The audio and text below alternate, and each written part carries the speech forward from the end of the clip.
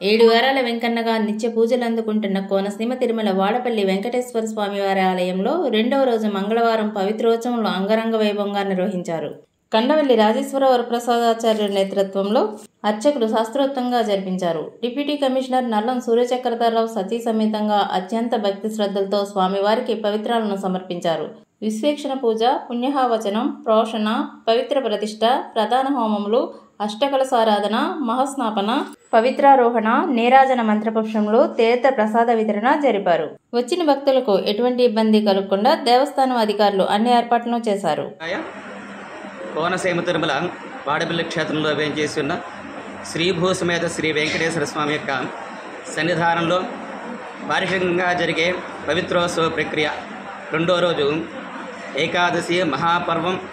ఈరోజు ఈ పవిత్రోత్సవ అంతర్గతంగా అష్టకలసారాధన, స్వామివారికి విశేషంగా మహాస్నపన అభిషేక ప్రక్రియ, అలాగే ఈ పవిత్రోత్సవ అంతర్గతంగా చేయవలసిన ప్రాయశ్చిత్త హోమ కార్యక్రమాలు, నీరాజనం, అలాగే విశేషంగా ద్వాదశ సూక్తాలతో పవిత్రాలని అభిమంత్రించే ప్రక్రియ ఉదయం కార్యక్రమంగా ఆచరించి సాయంత్రం పవిత్ర సమర్పణ, స్వామి యొక్క పరివార దేవతలందరికీ కూడా మంత్రపూరితంగా పవిత్రాలు సమర్పించే ప్రక్రియ, దాని ముందుగా మహాశాంతి హోమ క్రమం, అలాగే స్వామికి ప్రీతైన 7 రకాల పుష్పాలతో విశేషమైన అర్చనా కైంకర్యం, చతుర్వేదాధ్యయనం ఈరోజు జరిగిన విశేషమైన ప్రక్రియ.